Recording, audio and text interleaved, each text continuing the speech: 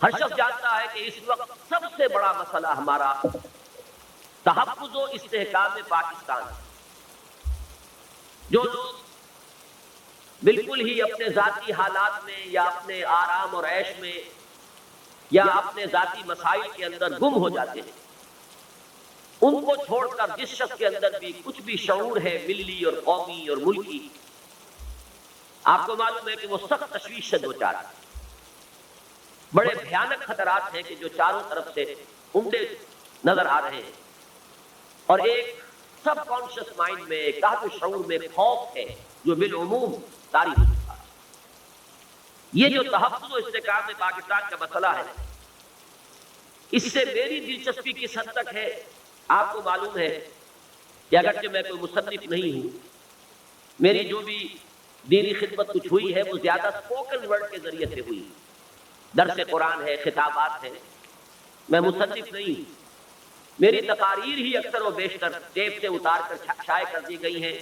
کچھ ہیں میری چیزیں جو براہ راست میں نے تحریر کی ہیں، لیکن بہت کم. اس کے باوجود آپ کے علم میں ہے کہ میں نے 2 کتابیں استحکام پاکستان اور استحکام پاکستان اور مسئلہ سندھ کے عنوان سے لکھی.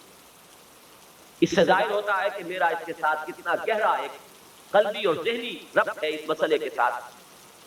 اور میرے قریبی احباب جانتے ہیں کہ جو کچھ کراچی میں ہوا ہے سن 86 کے اواخر میں، اس کے بعد سے اس کے آثار جو ابھی تک مسلسل چلے آ رہے ہیں.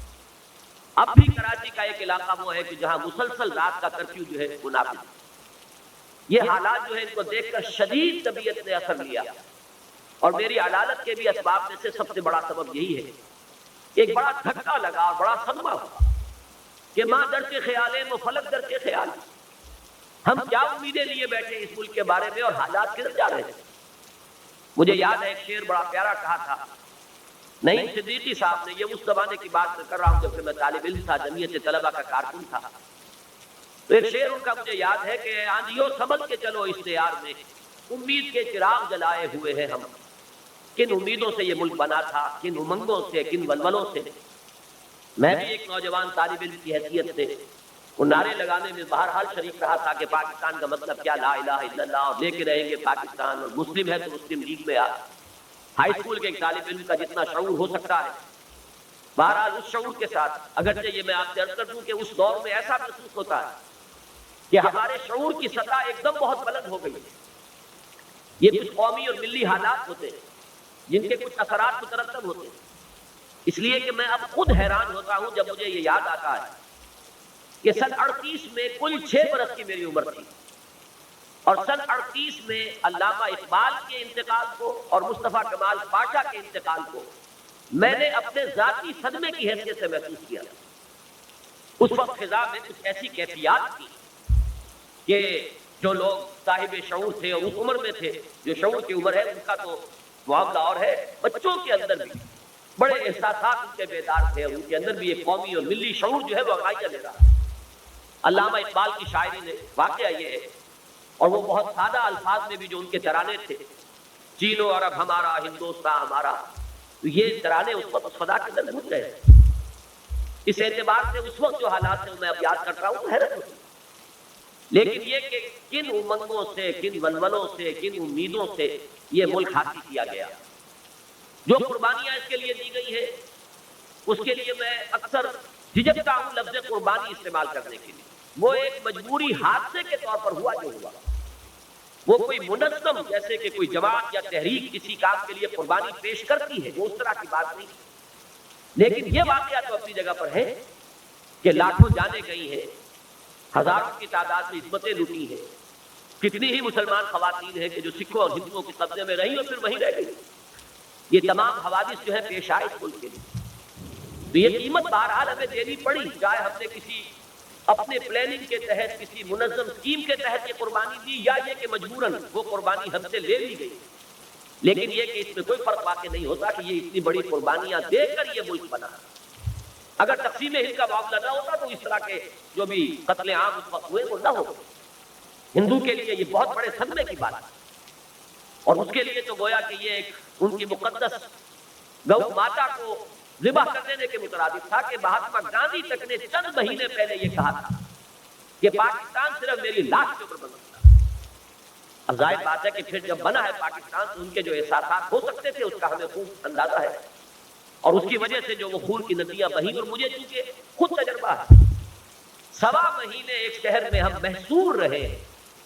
حصار ہی اس قصبے کا نام تھا مشرقی پنجاب میں، اور ہم محصور رہے، آئے دن حملے ہوتے تھے، بس یہ کہ اللہ تعالیٰ کی جو خاص برکت تھی، نقشبندی سلسلے کے ایک بزرگ وہاں مقیم تھے، اور ان کی وجہ سے مسلمانوں میں کچھ اجتماعیت اور شیرازہ بندی ایسی ہو گئی تھی کہ انہوں نے مورچے بنا لیے تھے اور وہ دفاع اپنا کر رہے تھے، جب تک کہ ہندو فوج نے آ کر مورچے نہیں توڑے ہیں اس وقت تک وہاں سے ہم نہیں ہوئی۔ 1.25 مہینے مقابلہ کیا، اس میں نہ معلوم کتنے لوگ ہیں کہ جو شہید بھی ہوئے، پھر 20 دن پیدل قافلے کے ساتھ چل کر پاکستان پہنچنا ہوا۔ بعض لوگ تو صرف ان الفاظ کو محاورے کے طور پر استعمال کرتے ہیں کہ آگ اور خون کے دریا عبور کر کے آئے، میں تو واقعتاً ان کیفیات سے گزرا ہوں۔ حصار سے سلیمان کی ہیڈ ورک تک 170 میل کا فاصلہ 20 دن میں طے کر کے ہم آئے ہیں، اور جو کچھ وہاں ہم پر بیتا ہے، جن لوگوں کو یہاں آرام سے بیٹھے ہوئے آزادی مل گئی ہے ان کو اس کا سرے سے کوئی شعور ہی نہیں ہے۔ لیکن یہ کہ اس سب کو پس منظر میں رکھیے، اب جو ہو رہا، ملک دولت ہوا، اس پر بھی ہم جاگے نہیں، بالکل ہوش میں نہیں۔ میں کسی اور کے بارے میں نہیں کہہ رہا، آپ میں سے ہر شخص اپنے گریبان میں جھانکے کہ سن 71 کے حادثے کے بعد اس نے اپنے معمولات تک میں کوئی فرق کیا، جو رنگ تھا، جو ڈھنگ تھا، صبح سے شام تک کے جو پروگرام تھے، جو پرسوٹس تھے، جس چیز کے لیے کہ ہم بھاگ دوڑ کر رہے تھے، جو ہماری اقدار تھی، وہ خالص مادہ پرستانہ تھی یا جو بھی تھی، لیکن یہ واقعہ ہے کہ سرے منہ پر اتنا بڑا حادثہ، اتنی بڑی شکست، فال آف ڈھاکہ جس پر لوگ دھاڑے مار مار کر روئے حرمین شریفین کے اندر، اتنا بڑا حادثہ، اتنی بڑی شکست کا کلنک کا ٹوٹا، 1 لاکھ کے لگ بھگ ہمارے کڑیل جوان ہندو کی فوج میں گئے، بھیڑوں بکریوں کی طرح ٹرکوں کے اندر سوار کر کے، کہاں مدھیہ پردیش ہے اور کہاں وہ جو بنگلہ دیش اب بن گیا ہے مشرقی پاکستان، ذرا فاصلے کا اندازہ کیجئے، ٹرکوں کے اندر ہمارے یہ پی او ڈبلیوز جو ہے لے جائے گئے، کس طریقے سے لے جائے گئے، وہ کہیں میں نے تو وہ منظر نہیں دیکھا، سنا ہے کہ ٹی وی پر وہ منظر وہ یہاں دکھائے گئے، لیکن کوئی ہم سے سبق نہیں۔ اس کے بعد اب جو حالات ہیں، عصبیتوں کا جو ایک